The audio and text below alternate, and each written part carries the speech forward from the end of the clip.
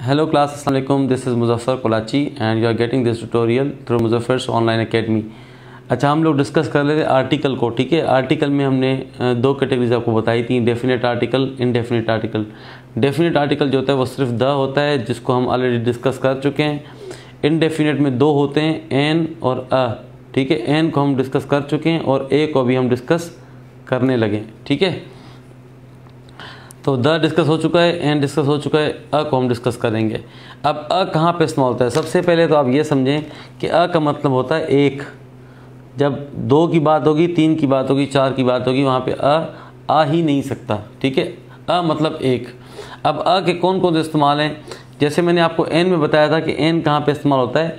N बताया था कि एन वहाँ पे इस्तेमाल होता है उस वर्ड से पहले जो वोवेल साउंड से स्टार्ट हो. ठीक है, इसी तरह अ कहाँ पे इस्तेमाल होता है? उस वर्ड से पहले इस्तेमाल होता है जो कॉन्सोनेंट से स्टार्ट हो, कॉन्सोनेंट से. ठीक है, जैसे आप बोलेंगे अ यूनिवर्सिटी.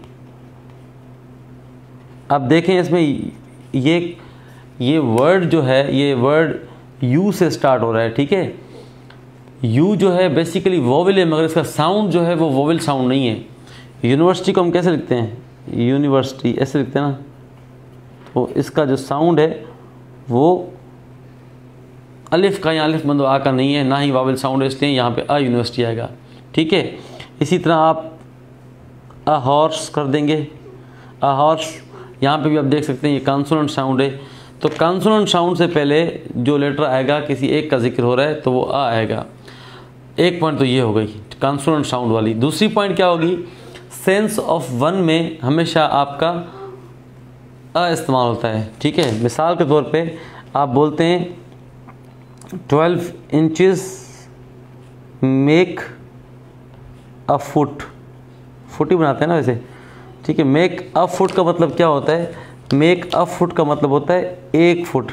ठीक है, ये कॉन्सोनेंट है. कॉन्सोनेंट से पहले हमने, आप देख सकते हैं कॉन्सोनेंट है, उससे पहले हमने अ लगाया है, तो अ का मतलब क्या है? एक foot. 12 inches make a foot. या दूसरा हम बोलते हैं, हम क्या बोलते हैं? A bird in hand is worth two in the bush.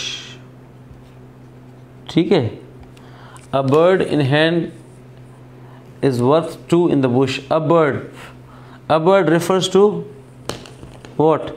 A bird means एक bird.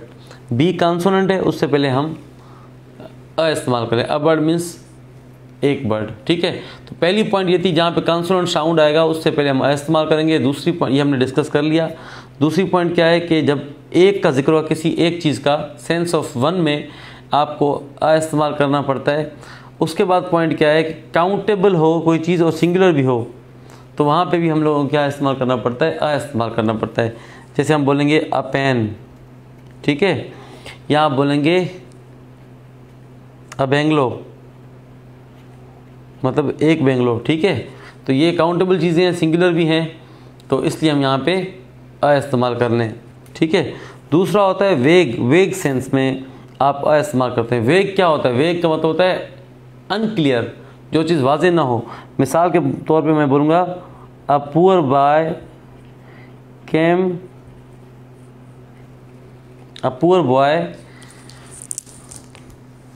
वेट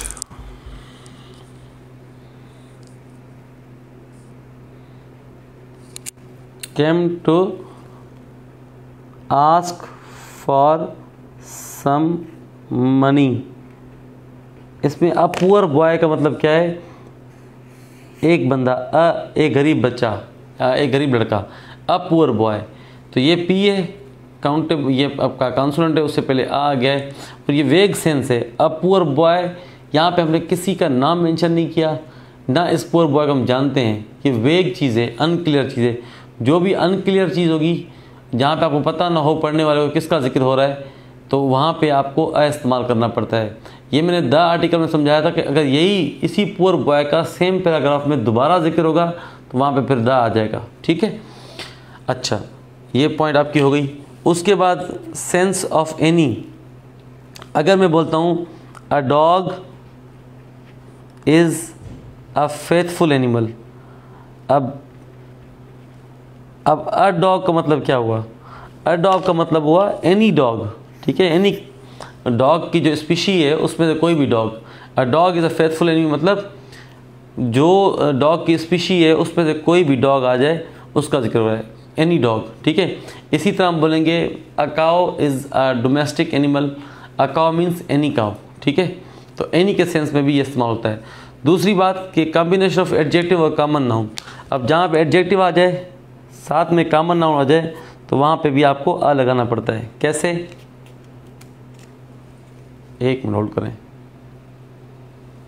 हम बोलते हैं my mother is a beautiful lady, ठीक है। अब ये my mother is a beautiful lady, इसमें ब्यूटीफुल क्या है? जिसने मेरे पार्ट्स ऑफ स्पीच के लेक्चर सुने हुए उनको बआसानी पता चल जाएगा कि ब्यूटीफुल यहाँ पे जो है वो एडजेक्टिव है, लेडी क्या है? नाउन है। अब एडजेक्टिव और नाउन से पहले जो चीज़ आएगी वो अ आर्टिकल होगा, ठीक है। एक और मिसाल दे देता हूँ आपको। He is a fantastic orator. He is a fantastic orator, ठीक है। ओरेटर क्या है? नाउन है। फैंटास्टिक क्या है? एडजेक्टिव है।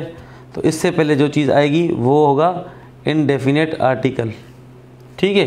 तो एडजेक्टिव आ जाए उसके साथ कॉमन नाउन आ जाए तो उससे पहले जो आर्टिकल आएगा वो आएगा, ठीक है। दूसरा इसके अलावा एक और पॉइंट, वेरी जहाँ पे आ जाएगा उससे पहले भी आर्टिकल आता है, ठीक है। फेयरली जहाँ पे आ जाएगा उससे पहले भी आपका आर्टिकल आता है। तो ये चंद यूजेजेस थे आर्टिकल के जो मैं आपको दोबारा रिपीट करा देता हूँ कि आर्टिकल अ इस्तेमाल कहाँ कहाँ होता है। आर्टिकल अ एक तो कॉन्सोनेंट से पहले इस्तेमाल होता है, सेंस ऑफ वन में इस्तेमाल होता है, काउंटेबल चीज़ हो सिंगुलर हो उससे पहले इस्तेमाल होगा, वेग सेंस हो अनक्लियर हो उससे पहले अ इस्तेमाल होगा, सेंस ऑफ एनी में भी अ इस्तेमाल होगा। उसके अलावा एडजेक्टिव प्लस कॉमन नाउन का कॉम्बिनेशन हो उससे पहले भी अ इस्तेमाल होगा, और ये वेरी फेयरली इनके साथ भी अ इस्तेमाल होता है, ठीक है। मज़ीद कोई क्वेश्चन हो तो आप हमारे यूट्यूब चैनल पे या फेसबुक पे हमसे पूछ सकते हैं। अस्सलाम वालेकुम।